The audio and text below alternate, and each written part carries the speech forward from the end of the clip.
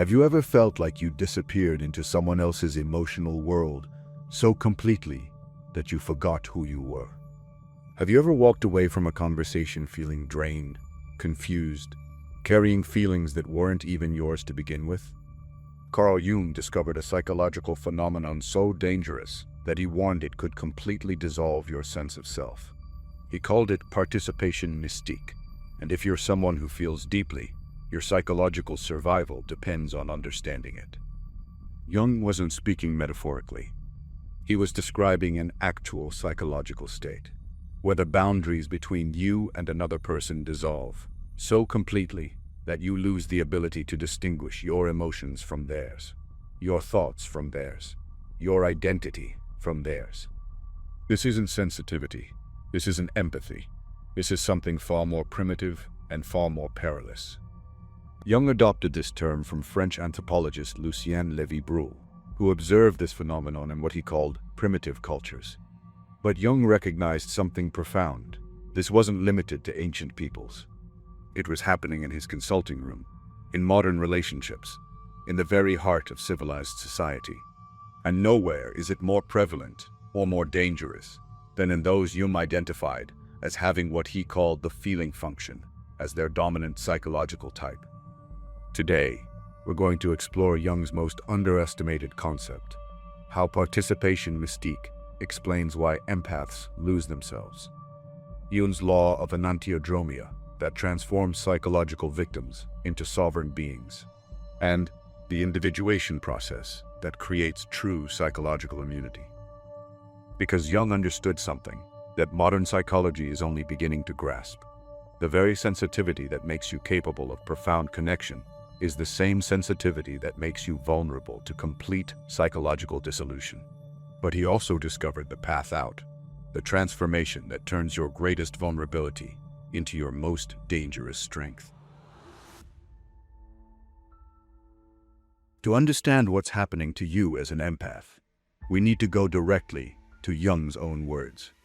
Because what he discovered about participation mystique will fundamentally change how you see every relationship in your life. Jung defined participation mystique as, quote, a peculiar kind of psychological connection with objects, and consists in the fact that the subject cannot clearly distinguish himself from the object, but is bound to it by a direct relationship, which amounts to partial identity. This identity results from an a priori oneness of subject and object. End quote. Let me translate this from Jung's academic language into something that will hit you in the gut. Participation mystique is when you become so psychologically entangled with another person that you literally cannot tell where you end and they begin. Your emotions become their emotions. Their pain becomes your pain. Their anxiety becomes your anxiety. Not because you're choosing to empathize, but because the boundaries of your psyche have dissolved.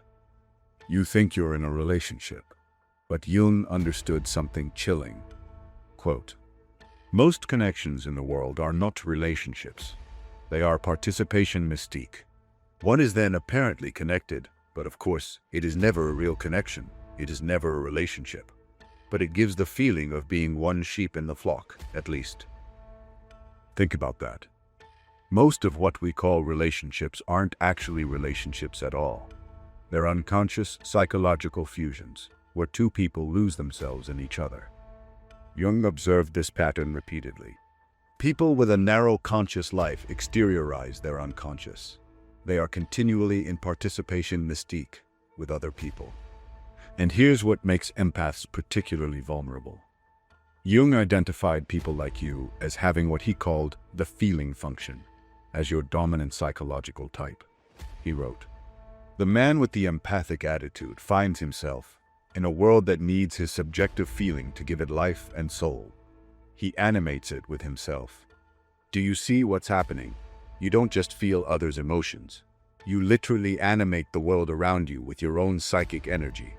You give life to what is lifeless, soul to what is soulless. But in doing so, you become depleted, confused, lost. This is why you walk away from certain people feeling like something essential has been drained from you. This is why you can spend hours trying to help someone and feel more exhausted than if you'd run a marathon. This is why you sometimes look in the mirror and don't recognize the person staring back. You're not in relationship with them. You're in participation mystique. And Jung understood that this seemingly loving connection is actually one of the most dangerous psychological states a human being can experience. Because when you lose the ability to distinguish yourself from others, you lose the capacity for genuine choice, authentic emotion, and individual consciousness. You become what Jung called one sheep in the flock, moving, feeling, thinking not from your own center, but from the collective unconscious pull of everyone around you. But Jung discovered something even more disturbing about this state. It makes you vulnerable to what he called 30 days psychic infection. Jung didn't just observe participation mystique as an abstract psychological phenomenon. He lived it. He experienced it in his consulting room with patients.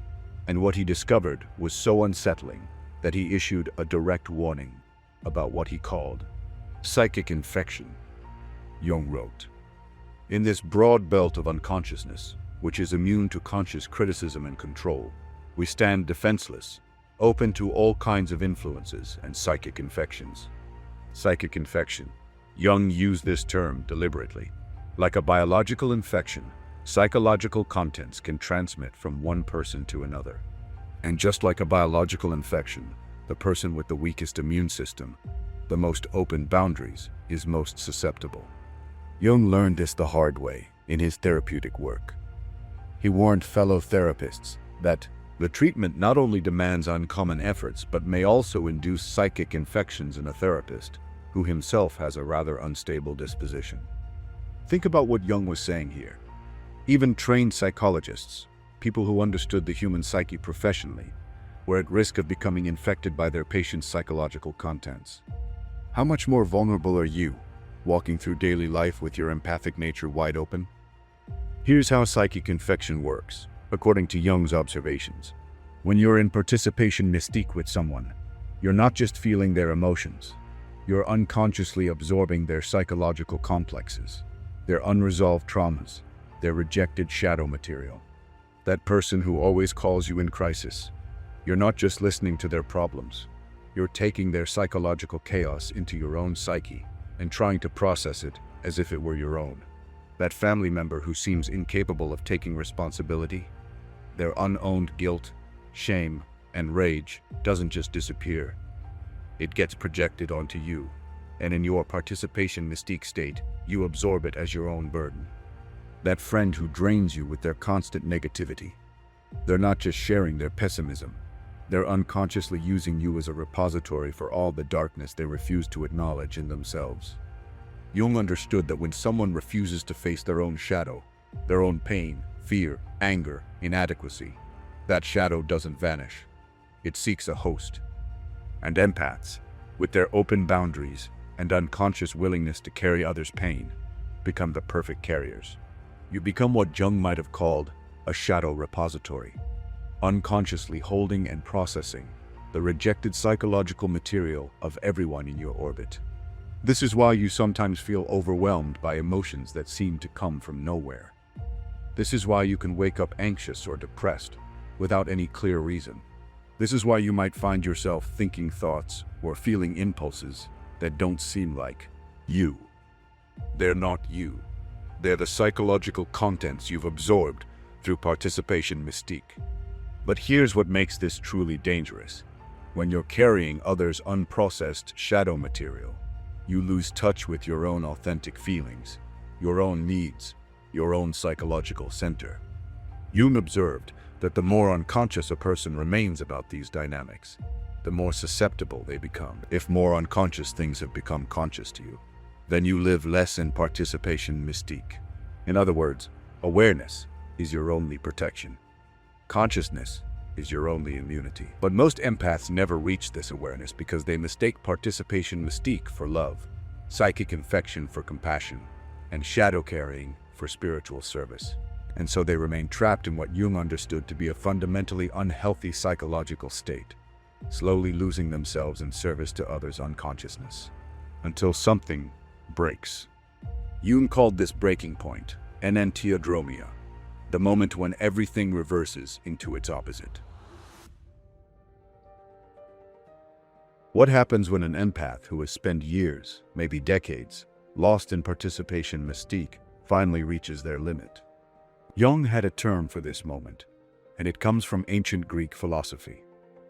Enantiodromia, literally meaning running counter to, or running in the opposite direction.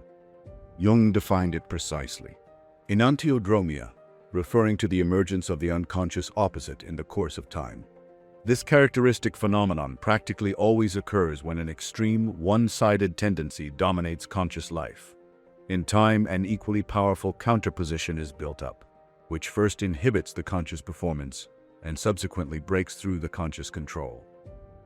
Let me show you what this looks like in real life. Meet Sarah.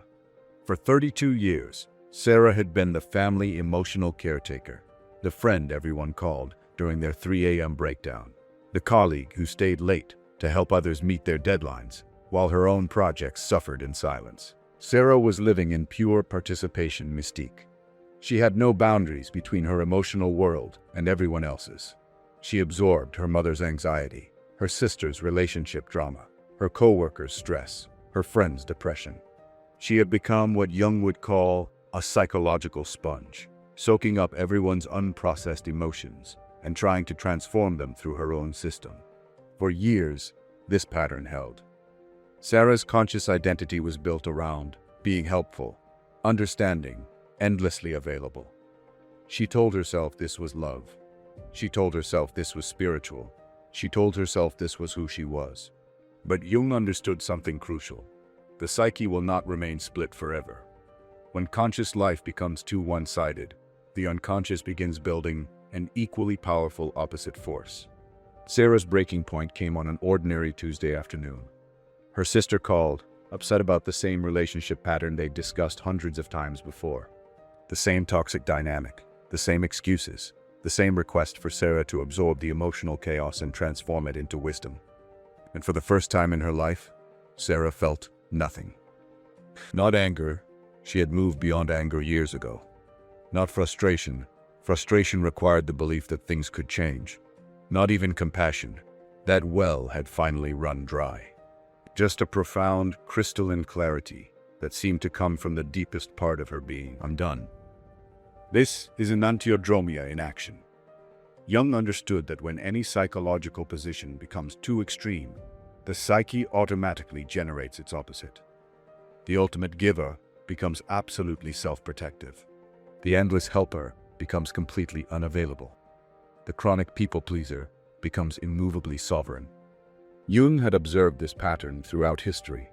He cited examples like St. Paul, who went from persecuting Christians to becoming one of Christianity's most important advocates, or Friedrich Nietzsche, who initially revered Wagner's music and later came to despise it.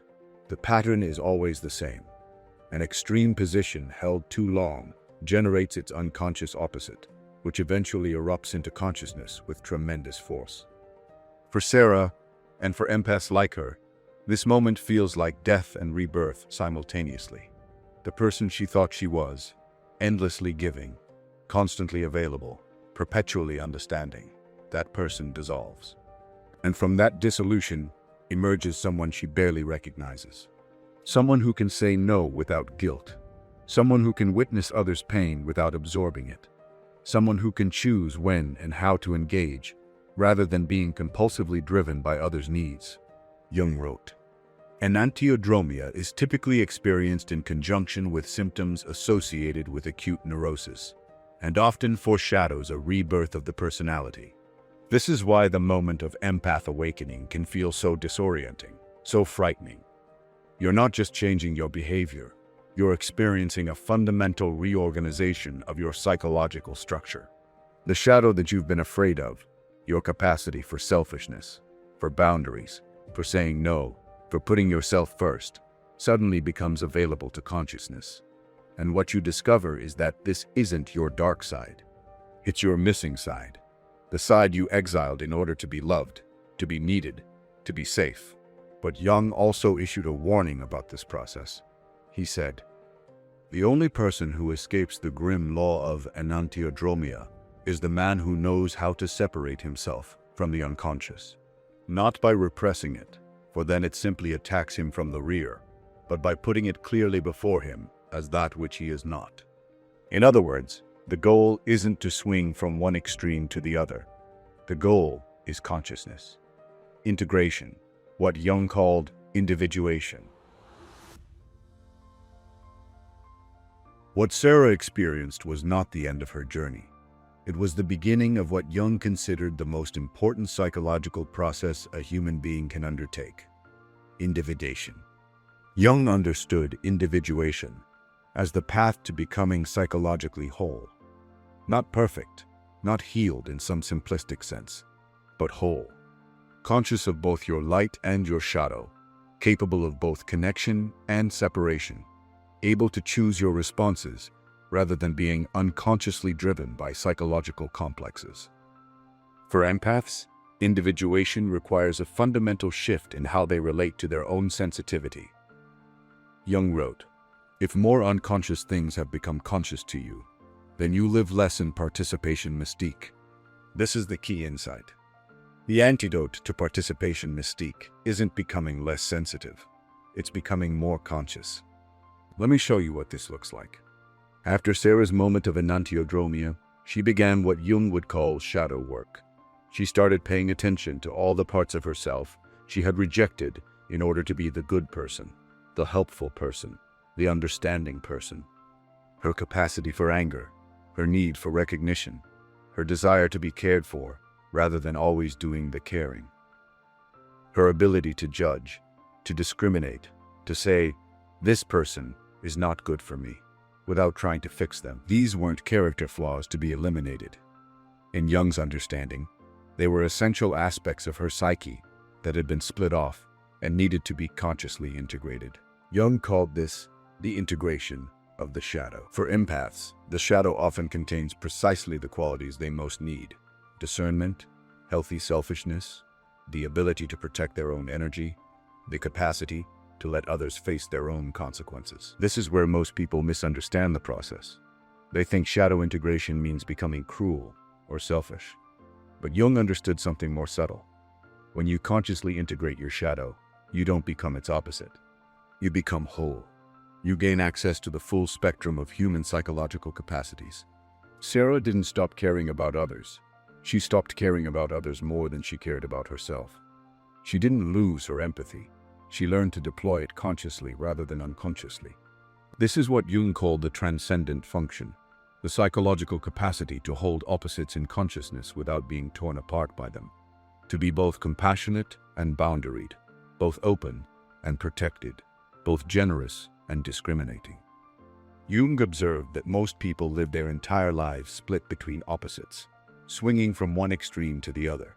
But the individuated person, the psychologically mature person, learns to stand at the center, conscious of both poles, able to choose which aspect to express based on the situation, rather than being compulsively driven by unconscious patterns. For empaths, this is revolutionary. Instead of being at the mercy of everyone else's emotional states, you become what Jung would call sovereign. You can feel others' emotions without being overwhelmed by them. You can offer support without depleting yourself. You can love without losing yourself. But here's what makes this process so challenging. It requires you to give up the identity that has defined you for so long. The identity of the rescuer, the helper, the one who puts everyone else first. Jung understood that these identities, what he called the persona, are often trauma responses disguised as virtues. The empath who can't say no learned early that their worth depended on their usefulness. The person who absorbs everyone's pain learned that their emotional labor was the price of love.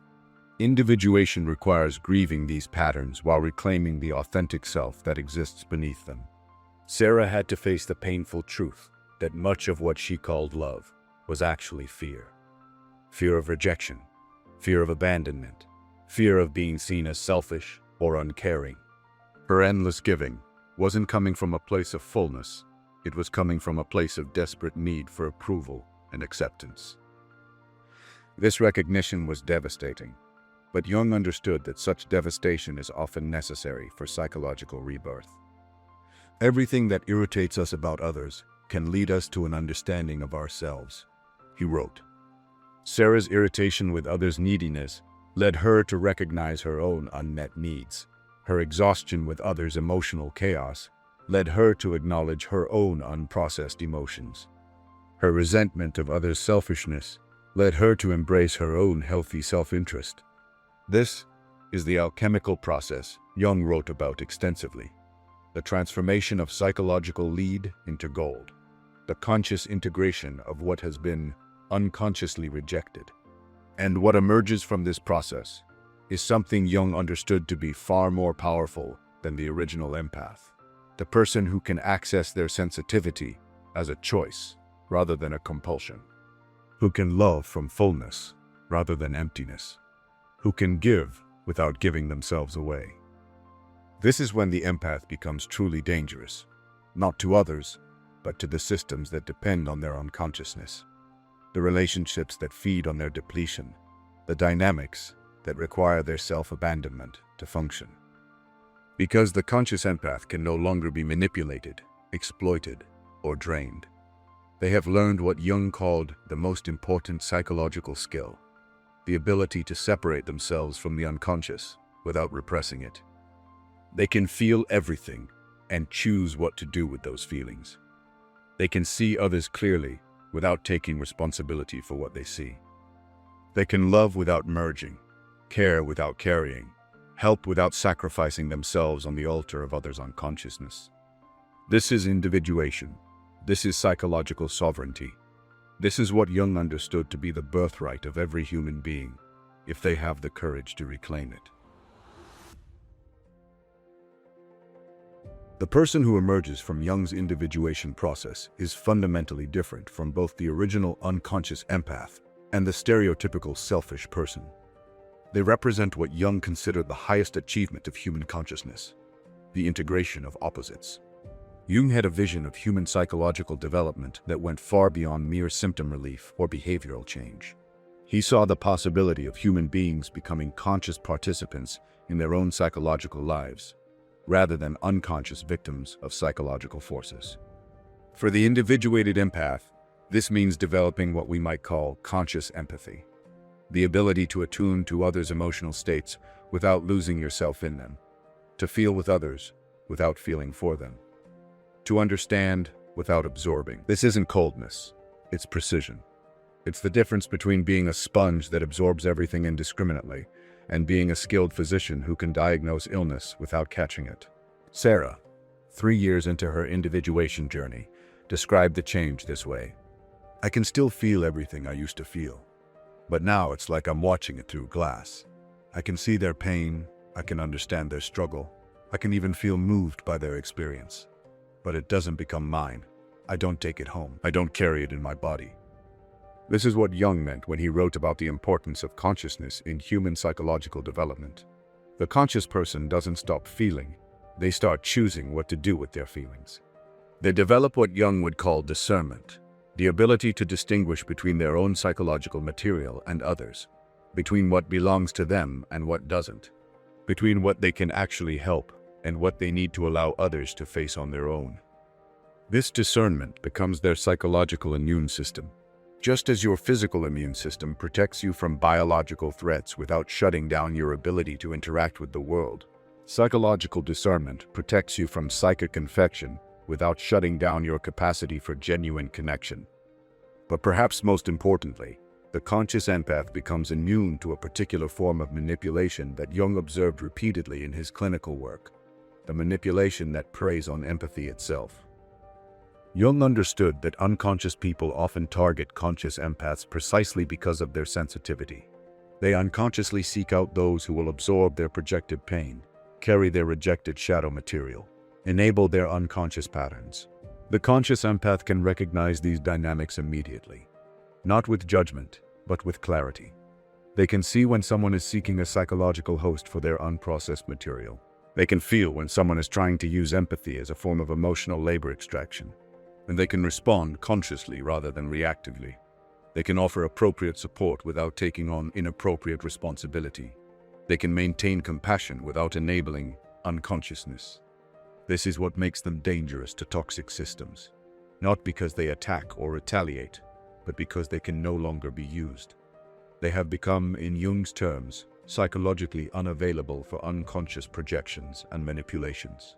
They've learned to recognize the difference between genuine connection and participation mystique, between authentic love and psychological fusion, between healthy empathy and codependent enmeshment.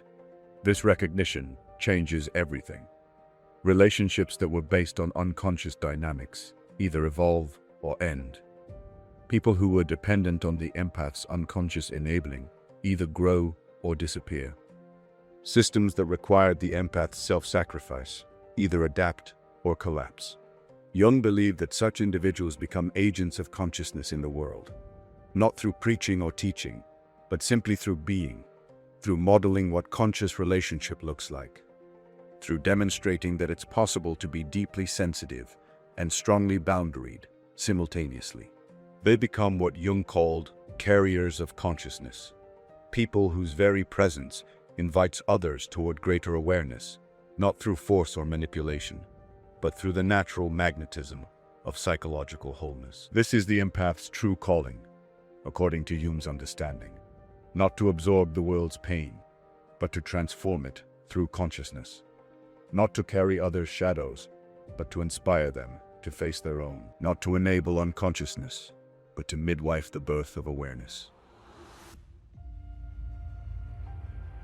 As we reach the end of this exploration into Jung's understanding of the empath's journey, I want to leave you with perhaps his most profound insight about the nature of psychological transformation. Jung wrote, "The grand plan on which the unconscious life of the psyche is constructed is so inaccessible to our understanding that we can never know what evil may not be necessary in order to produce good by Enantiodromia, and what good may very possibly lead to evil." Think about what Jung is saying here. Your years of unconscious empathy, the participation mystique, the psychic infections, the endless self-sacrifice. Jung understood that even this suffering serves a purpose in the larger pattern of psychological development. It was necessary for you to lose yourself completely in order to discover what it means to find yourself consciously. You had to experience the extreme of selflessness to access the power of healthy self-interest. You had to live in participation mystique to appreciate the gift of psychological sovereignty. This is the paradox Jung recognized throughout his work. Our greatest wounds often become our greatest wisdom. Our deepest unconsciousness often births our most profound awareness. Our most painful patterns often contain the seeds of our liberation. For empaths, this means that everything you've experienced, every time you've been drained, every relationship that depleted you, every moment you felt lost in someone else's emotional chaos, all of it has been preparing you for this moment of conscious choice. The choice to step out of participation mystique and into genuine relationship. The choice to transform psychic infection into conscious discernment. The choice to evolve from unconscious empathy to conscious love. Jung believed that consciousness was humanity's greatest achievement. Not intelligence, not creativity, not even love, but consciousness. The ability to be aware of our own psychological processes as they're happening.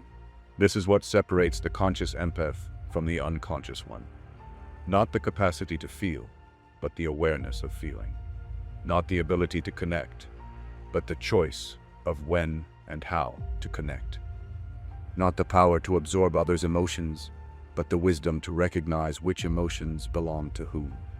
Jung also understood that this journey toward consciousness is never complete. Individuation isn't a destination you reach once and remain at forever. It's an ongoing process of becoming more awake, more aware, more consciously responsive to life's complexities. There will be moments when you slip back into old patterns, times when you find yourself absorbing someone else's anxiety or taking responsibility for emotions that aren't yours. Jung would say this is natural, even necessary. The spiral of consciousness moves us forward, but it also circles back to familiar territories at deeper levels. The difference is that now you have awareness, Now you have choice. Now you can recognize participation mystique when it's happening and consciously extricate yourself. You can feel the pull of others' unconsciousness without being drawn into it. You can maintain your center even in the midst of emotional chaos. This is what Jung meant when he spoke about the transcendent function. Not transcending your humanity, but transcending the unconscious compulsions that have driven your behavior. Not rising above your emotions, but learning to dance with them consciously. Jung's final insight about empaths might surprise you. He believed that those who had the capacity for deep feeling, those who could access what he called the feeling function most readily, had a unique role to play in the evolution of human consciousness.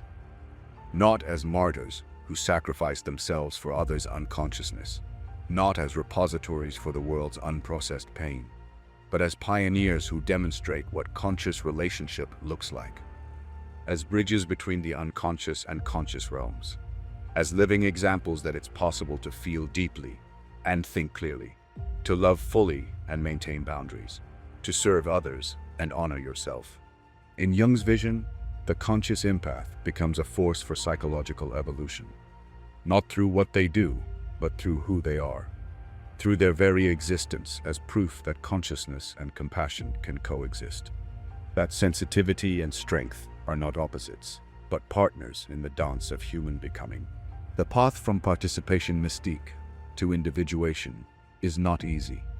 Jung never promised it would be, but he understood it to be the most meaningful journey a human being can undertake, the journey from unconsciousness to consciousness, from psychological slavery to psychological freedom, from being lived by unconscious forces to living consciously.